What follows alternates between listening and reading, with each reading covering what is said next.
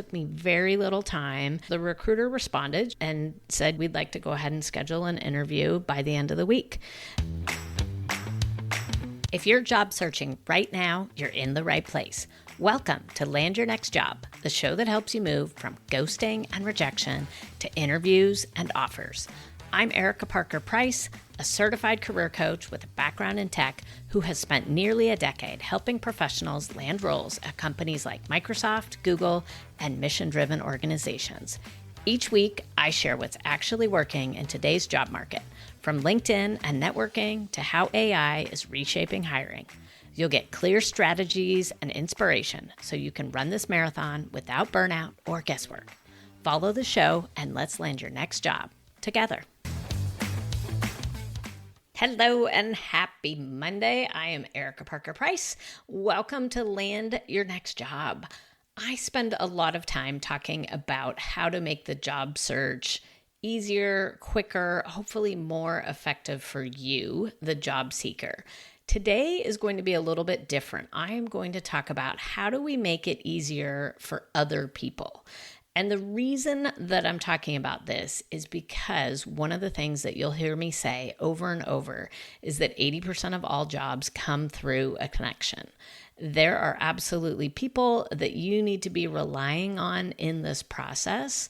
And what I'm going to share with you today are some ways that you can make the process as friction-free for them as possible. Now, the reason that I want to focus on making it easy for the other person, which will require a tiny bit of work on your part, not a huge amount, but the reason to make it easy for the other person is to get them to actually help you. So the people that you rely on for help, the people that you are asking for referrals to hiring managers, that you are doing whatever you can to get them to help you along the way in landing your next job, they're busy people, right? Not that you aren't, you are as well, but they are busy doing the job, managing the family, all of the things. And I want to make it as likely as possible that they will actually help you. The truth is that there are many people out there that really do want to help you. And if you can provide them with a roadmap and an easy way to do it, then they're going to. So in this episode, I'm going to give you 5 different ways to make it easier for other people to help you on your search. I'm going to talk about these kind of in order for how I think the connection and networking process goes, but I will share that the last one that I'm going to talk about, number 5 idea, is something that actually happened this week. And it resulted in the person who was reaching out to me for help getting an interview. So that's what gave me the idea that I should be sharing this with you. So the first one I want to talk about is how do you set appointments with people? And it can be fairly simple, but when you are on different calendaring systems, what I see is that it frequently becomes several back and forth messages. So if we walk through a process, let's say this is somebody that you have worked with in the past and you're applying for a job at their company, and ideally you would like them to refer you to the hiring manager. So you may send a message to them. It could be over LinkedIn, it could be text, email, whatever you have access to, and ask if they would have time for a virtual meeting. Let's say you're asking for a 15-minute meeting. You ask the question, they say yes, and then what typically happens is that you go back and forth. How's Tuesday? What about 3 o'clock? No, I have a meeting that time. And you go back and forth, and sometimes what happens is it just falls through the cracks because people get tired of sending those messages back and forth. There's wasted time. All of that happens, and it's happening because neither of you can see each other's calendar. The solution for this is to have your own calendar system. There are a myriad of options out there. I will name 3 of them for you right now: cal.com, tidycal, and zcal.co. Those are 3 different calendaring systems that have a free version, because I know you're spending money on other things right now. Free is good. But a free version that I think is really sufficient for a job seeker. You can set up meetings in different time increments. You can control a lot of the different pieces It's not designed to scale. It isn't designed to do all kinds of crazy things at the free price. But as a job seeker, you don't really need a sophisticated calendaring system. You just need somebody to be able to see when they say yes to a meeting, you say, great, I'm forwarding you my calendar. And then they can go ahead and click on whatever time it is that they're available. What I don't want you to do is I don't want you to lose that yes. When they say yes, that is while the iron is hot. You want to take advantage of it. You want to get that meeting on the calendar. And there's all kinds of things that you can change in most of these systems in terms of how far in advance people can book out, how available you look. All of those things, you can decide how it is that you want to show up. But those are 3 that I would recommend. And I'm recommending them to you because I know somebody who uses each one of those and finds it to be effective for them. I don't personally use it because I have a system that's all integrated with my email and my CRM and all of that together. So I actually use something different. Once you have this calendar system set up, it could even be something that you use in the initial message that you send. So rather than sending a message out and saying, hey, do you have time, and waiting for a yes, you may actually send this out and say, I would love to talk with you, and here's my calendar. You can book time. You can play around with it, experiment, see what works best. And it may vary whether these are people that you know or people that you don't know. But either way, the idea is make it friction-free. Make them just click once to go ahead and set that appointment with you rather than going back and forth in the messages. Okay, here's number 2. I want you to have a resume that is always ready to go. We've talked on this podcast about tailoring your resume, and I do think it can be a good idea, particularly when you are applying cold and you want the ATS to pull you out. But if you meet somebody in person and they are offering to help you, again, whether this is a stranger or somebody that you know well, it can be very effective to send them your resume right then and there. I'm thinking about a time, whether you are meeting them in person or you are on Zoom with them, however you're meeting, to be able to just forward that resume. And in order to do that, I would suggest that you have, 1, a standard version of your resume that you feel very confident and comfortable with, and 2, that it is in a format on your phone that you can just go ahead and forward it. So what I mean by that is save it to your files on your phone and just have it ready to go so that if you're talking to somebody, just say, oh, okay, give me your contact information and I will go ahead and forward it to you. Maybe you send it to them LinkedIn, maybe you send it to them via email, whatever method they're suggesting. What I'm suggesting is make it happen right in that moment. If you are somewhere and they're saying, wow, we're really looking for somebody that has that particular skill, I'd love to pass you on to my manager, to my recruiter, whoever it is. Let them do that right there. Stand with them. If they're willing to go ahead and send that message off, great time for you.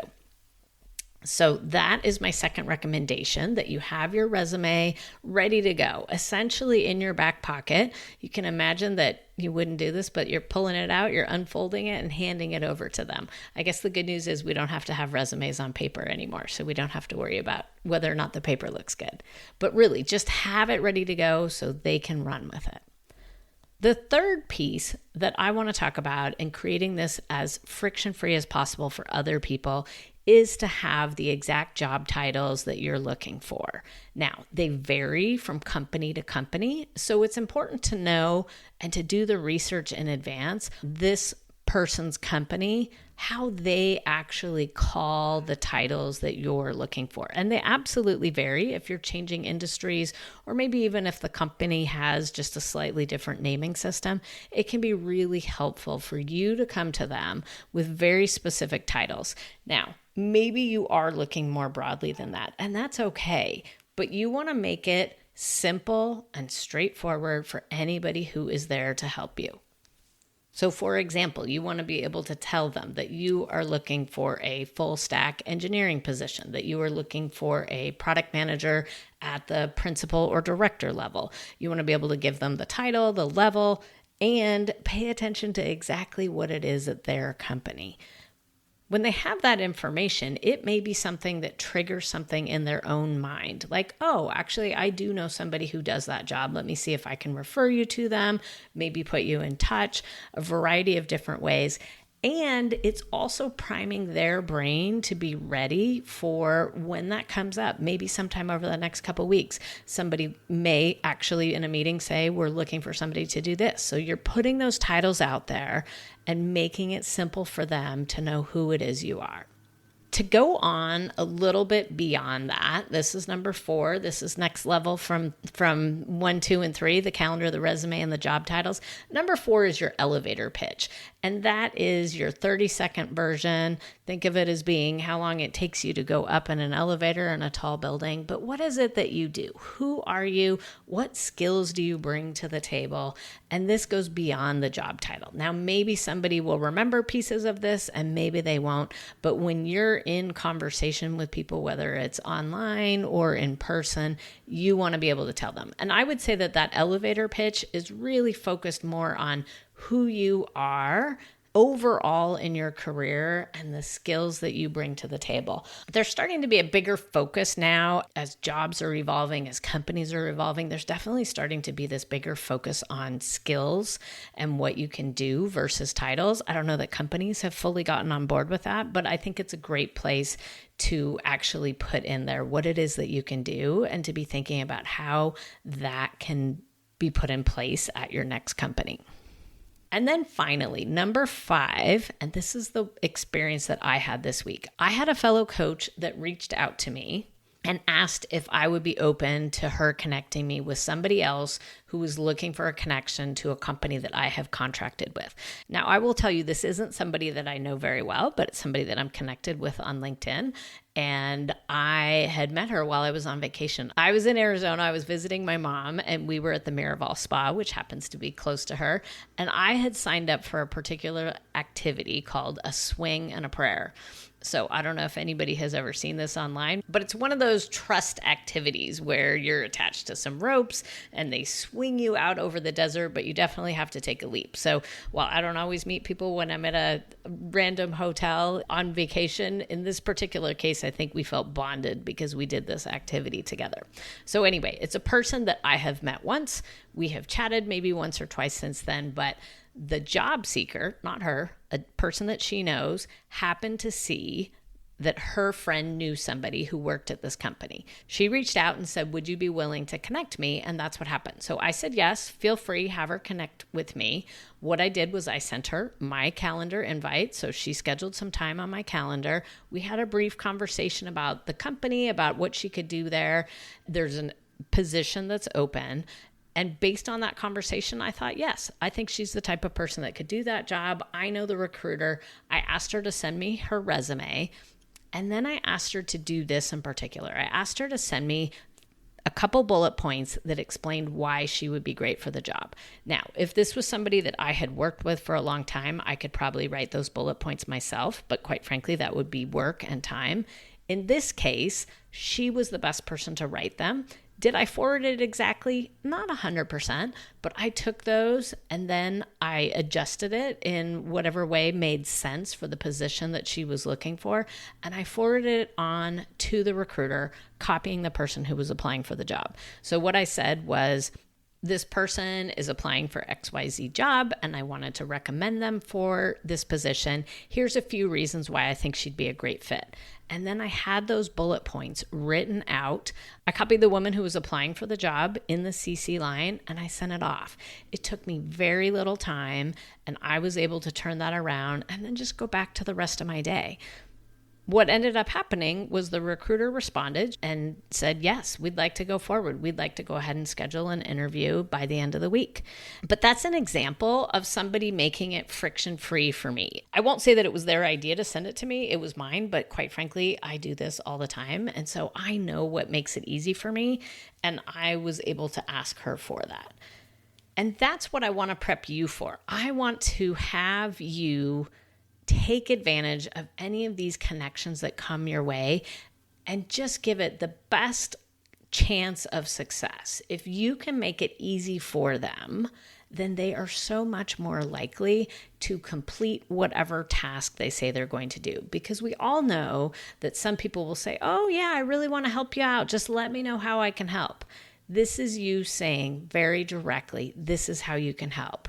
Please schedule time on my calendar. please forward my resume to the hiring manager, to the recruiter. Let me know if there's any positions that you see in the future that are related to these job titles. The elevator pitch just gives them the general sense as to who you are, and then creating a forwardable email to the hiring manager, writing out 3 to 5 bullet points on why you would be great at this job. All of that is something that's going to be very easy for them to do and just make it that much more likely that they're going to help you advance to the next stage. I know how much work it is to build connections, to rejuvenate old connections that you have. And so this episode is all about making sure that you get absolutely all the benefit out of that work that you're doing to get it to move to the next level.